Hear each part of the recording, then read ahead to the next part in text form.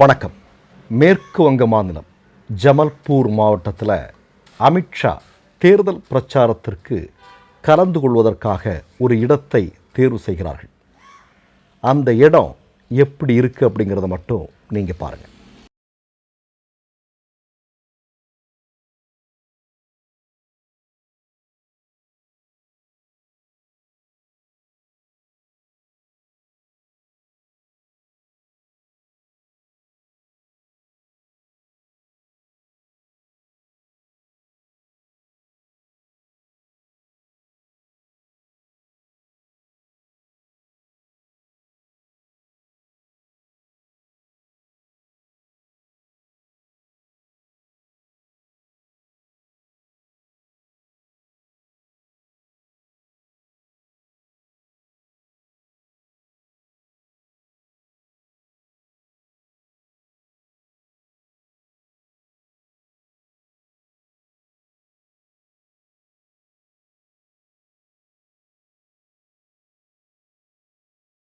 பாஜக என்று சொல்லக்கூடிய கட்சியினுடைய இரண்டாவது மிக முக்கியமான தலைவர் அப்படின்னு அமித்ஷாவை சொல்கிறாங்க. இந்த அமித்ஷா மேற்கு வங்க மாநிலத்தில் வடை சுடுறதுக்காக அவர் போகிறார். போகிற இடத்துல அவர் வருவதற்கு சற்று முன்பு அந்த மைதானத்தில் எவ்வளவு சேர்களெல்லாம் காலியாக இருக்கிறது என்பதை பாருங்கள். முக்கால்வாசி இடத்துல ஆள் இல்லை. இது வழக்கமாக பாஜக தலைவர்கள் செல்லக்கூடிய இடத்துல நடக்கக்கூடிய விஷயம்தான். ரெண்டாவது முக்கியமான விஷயம் என்ன அப்படின்னா, அங்கே இருக்கக்கூடிய ஊடகமே வெளியிட்டிருக்கக்கூடிய செய்தி, அங்கே வந்திருந்த கொஞ்சம் ஆட்களில் உள்ளூர்வாசிகள் யாரையுமே காணோம். ஒரு 10-15 பேர் தான் இருந்திருப்பான். மீதி எல்லாரையும் வேற எங்கிருந்தோ அழைத்து கொண்டு வந்திருக்கிறார்கள் அப்படிங்கிற தகவலை அவர்கள் சொல்கிறார்கள். நீங்கள் நல்லா பார்த்துங்க, அமித்ஷா என்று சொல்லக்கூடிய நபரை இங்கே இருக்கக்கூடிய ஆர்எஸ்எஸ் சங்கி ஊடகங்கள் எப்படியெல்லாம் ப்ரொமோட் பண்ணிகிட்டு இருக்கிறாங்க அப்படிங்கிறது நமக்கு தெரியும். அவர் கலந்து கொள்ளக்கூடிய நிகழ்வில் இந்த நிலைமை. கடைசியாக என்ன நடந்திருக்கு அப்படிங்கிறத கேளுங்க. அவர் ஏற்கனவே அந்த கூட்டத்திற்கு வர்றதுக்காக பக்கத்தில் வந்துட்டார். விசாரிச்சிருக்கிறாங்க என்ன அப்படின்னா, எத்தனை பேர் வந்திருக்கிறான் அப்படின்னு. இப்போ ஒன்றும் பெருசாக கூட்டமே வரல அப்படின்னு சொல்லிட்டு ரொம்ப நேரம், அதாவது குறிப்பிட்ட அவங்க எந்த நேரத்தில் வருவாங்கன்னு சொன்னாங்களோ அது தாண்டி ஒரு 1.25 மணி நேரம் கழித்து அமித்ஷா அந்த கூட்டத்திற்கு வந்திருக்கிறார். அங்கே இருக்கக்கூடிய உள்ளூர் ஊடகம் எல்லாமே அந்த வீடியோக்களை எடுத்து இன்றைக்கி சமூக ஊடகங்களில் போட்டு விட்டுட்டாங்க. இன்றைக்கு அது மிகப்பெரிய அளவில் வைரல் ஆகி கொண்டிருக்கிறது. இங்கே தான் மோடியும் அமித்ஷாவும் சேர்ந்து வடை சுடுறாங்க. எப்படி? மேற்கு வங்கத்தில் பாஜகவினுடைய ஒரு நபர் முதலமைச்சராக பொறுப்பேற்பார். பாஜக அமைச்சரவை பொறுப்பேற்கக்கூடிய நாளில் நான் திரும்ப வருவேன் அப்படின்னு மோடி வடை சுடுறார். நமக்கு எல்லாருக்குமே நல்லா தெரியும், இன்றைக்கு பாஜகவிற்கு போகக்கூடிய இடங்கள்லாம் பாஜக தலைவர்களுக்கு ஆட்கள் இல்லை. இப்போ அதனால் என்ன பண்ணுறாங்க, ஒரு மாநிலத்திலேருந்து இன்னொரு மாநிலத்திற்கு ஆட்களை கூட்டிகிட்டு வர்றது. இப்போ நீங்கள் முன்னாடியெல்லாம் ஒரு 2-3 வருஷத்துக்கு முன்னாடி பார்த்தீங்க அப்படின்னா, டெல்லியில் ஒரு வன்முறை நடக்குதுன்னு வைங்க, உத்தரப்பிரதேசத்திலிருந்து ஆட்களை கூட்டிகிட்டு வராங்கிறது செய்திகளாக வந்தது. மேற்கு வங்கத்தில் கலவரம் செய்கிறதுக்கு பக்கத்து மாநிலங்கள்லேருந்து சங்கிகளை அங்கே இறக்குறது. இப்போ நீங்கள் ஒன்றும் வேண்டாம், பீகார் தேர்தலின் போது சிறப்பு ரயில்கள் அனுப்பப்பட்டது. இந்த சிறப்பு ரயில்களில் வேறு மாநிலத்தை சார்ந்த நபர்கள் எல்லாம் அனுப்பப்பட்டு அங்கே கள்ள ஓட்டு போடப்பட்டது அப்படின்னு எதிர்க்கட்சிகளால் இன்றைக்கும் குற்றச்சாட்டு வைக்கணும். அதை மறுக்க முடியல. தேர்தல் ஆணையத்துக்கு ஆதாரத்தோடு மறுக்க முடியல. அதை நம்ம சேர்த்து பார்க்க வேண்டியிருக்கிறது. இப்போ முன்னாடியெல்லாம் என்னென்னா, வன்முறைக்காக சங்க பரிவாரங்களை இறக்குமதி செய்வது. இப்போ என்ன பார்த்தீங்க அப்படின்னா, ஓட்டு போடுறதுக்கே இறக்குமதி செய்யக்கூடிய காட்சிகளை எல்லாம் நம்ம பார்க்குறோம். இப்போ உத்தரப்பிரதேசத்திலேயே பாஜகவுடைய முக்கியமான தலைவர்களுக்கு 2 மாநிலத்தில் தேர்தல், 2 மாநிலத்தில் வாக்கு செலுத்த முடியும். இப்போ சுரேஷ் கோபின்னு ஒருத்தன் கேரளாவில் இருக்கிறான். அவனுக்கு திருச்சூர்லேயும் வாக்கு இருக்குது, திருவாண்டரத்துலேயும் அவனுக்கு வாக்கு இருக்குது. இப்போ எங்கே வேணாலும் போட்டுக்கலாம். பாஜகவிற்கு சிறப்பு சலுகை. கொஞ்சம் யோசிச்சு பாருங்கள் நீங்கள். அப்போ அந்த மாதிரியான விஷயங்களோட எல்லாம் சேர்ந்து அங்கே பல திட்டங்கள் மேற்கு வங்கத்தில் அரங்கேறி கொண்டு இருக்கிறது. இப்போ மோடிக்கு கூட்டம் இல்லை. மோடி போகிற இடங்களில் அதாவது வாக்கு திருடன் என்று மக்கள் அழைக்கிறார்கள். அமித்ஷாவுடைய கூட்டத்திற்கு ஆள் இல்லை. ஆனாலும் ஆட்சி அதிகாரத்திற்கு நாங்கள் வருவோம் என்று சொல்கிறார்கள். எப்படி? முதல் கணக்கு நான் சொல்கிறேன் உங்களுக்கு. மேற்கு வங்கத்தில் ஒரு 80-90 ஒரு 100 இடங்கள் வந்துட்டாங்கன்னு வைங்க. மற்ற மாநிலங்களிலெல்லாம் எப்படி இவர்கள் ஆட்சி அதிகாரத்தை கைப்பற்றினார்களோ அதே மாதிரி மற்ற கட்சியை சார்ந்த டிஎம்சி மாதிரியான மற்ற கட்சிகளை சார்ந்த வெற்றி பெற்ற எம்எல்ஏக்களை விலக்கி வாங்கி அங்கே ஆட்சி அதிகாரத்தில் உட்கார்வார்கள். ஏன்னா அவங்களுக்கு அது புதுசு இல்லை.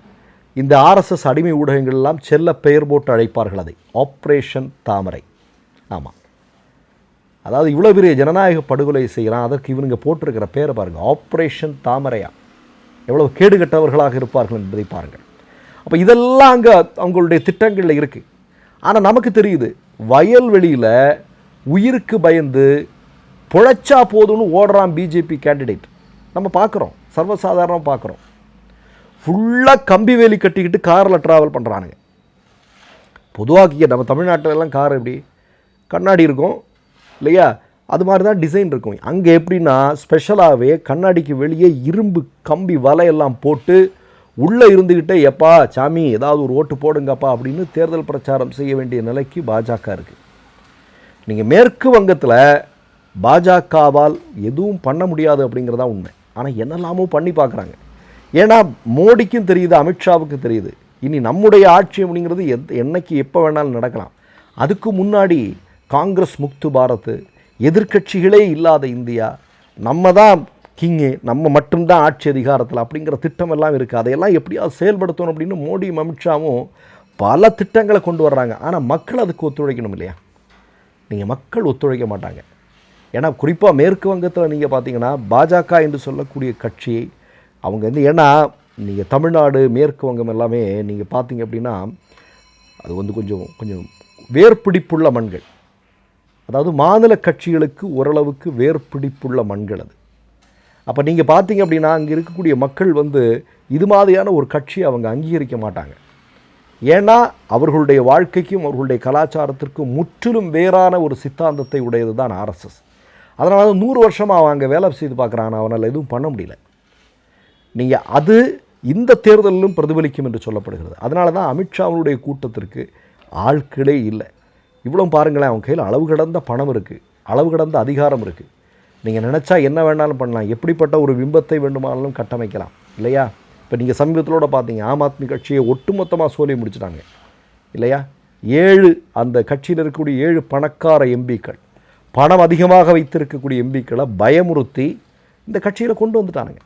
கொண்டு வந்து இப்போ என்ன, மாநிலங்களவையிலையும் அவனுங்க மெஜாரிட்டி கொண்டு வர்றதுக்கான திட்டம். மாநிலங்களவையிலையும் மெஜாரிட்டி வந்துருச்சுன்னா அடுத்தது என்ன, எல்லாத்தையும் பண்ணிடலாம். ஒரே நாடு ஒரே தேர்தல், எஸ்ஐஆர் முடிகிறது, இப்போ தேர்தல் வந்துடும், ஒட்டுமொத்தமாக இந்தியா முழுவதும் தேர்தல் நடக்கும், தேர்தல் ஆணையம் அவங்க கட்டுப்பாட்டில், எல்லா இடத்துலையும் அவங்க தான் வெற்றி பெற்றான்னு சொல்லுவாங்க, நம்ம எல்லாம் கோவிந்தா. இதுதான் நடக்க போகுது. அப்போது பாஜகவிற்கு எதிர்குரலாக இருக்கக்கூடிய மாநில கட்சிகள் இருக்குல்லையே, இப்போ திமுக ஆகட்டும், அல்லது நீங்கள் பார்த்தீங்கன்னா பக்கத்தில் கேரளாவில் கம்யூனிஸ்ட் கட்சிகளாகட்டும், மேற்கு வங்கத்தில் திரிணாமுல் காங்கிரஸ் ஆகட்டும், ஆம் ஆத்மி ஆகட்டும், இவர்களுடைய குரலை எல்லாம் எப்படியாவது நசுக்கி அடக்கி ஒதுக்க வேண்டும் என்று இவர்கள் முயற்சி செய்வார்கள். ஆனால் அது நடக்க போகிறதில்லை. ஏன்னா இந்திய ஜனநாயகம் அவ்வளவு சீக்கிரம் இவர்களுக்கு எல்லாவற்றையும் அனுபவிப்பதற்கான வாய்ப்பை ஏற்படுத்தி கொடுக்காது. அது அந்தளவுக்கு வலிமையாக இருக்குது மக்கள் மத்தியில். இவங்க நினைக்கிறதில்லை. ஏன்னா இந்தியாவுடைய பலமே வேற்றுமையில் ஒற்றுமை. அந்த வேற்றுமையில் ஒற்றுமையில் கை வைக்கிறானுங்க. அதனால தான் நீங்கள் பார்த்தீங்கன்னா மீன் சாப்பிடக்கூடாது, இவனுங்க வந்தால் மீன் சாப்பிட முடியாது அப்படிங்கிற தேர்தல் பிரச்சாரம் மேற்கு வங்கத்தில் எடுபடுது. அது ரொம்ப முக்கியமான விஷயம்.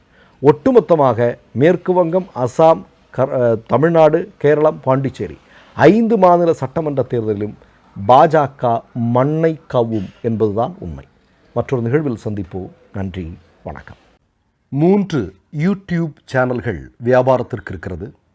தேவைப்படுபவர்கள் இந்த எண்ணுக்கு தொடர்பு கொள்ளுங்கள். மை நேம் இஸ் ரெட் சேனலை சப்ஸ்கிரைப் பண்ணிக்கோங்க. அதுக்கப்புறமா பக்கத்தில் இருக்கிற ஜாயின் பட்டனை கிளிக் பண்ணீங்கன்னா ஒரு நியூ பேஜ் ஒன்று ஓப்பன் ஆகும். அதுலயும் ஜாயின் பட்டனே கிளிக் பண்ணிக்கோங்க. அதுல பாத்தீங்கன்னா credit R debit card options இருக்கு. இதுல உங்களுக்கு விசா, மாஸ்டர் கார்டு, ரிப்பே அப்படின்னு 3 ஆப்ஷன்ஸ் கொடுத்துருக்காங்க.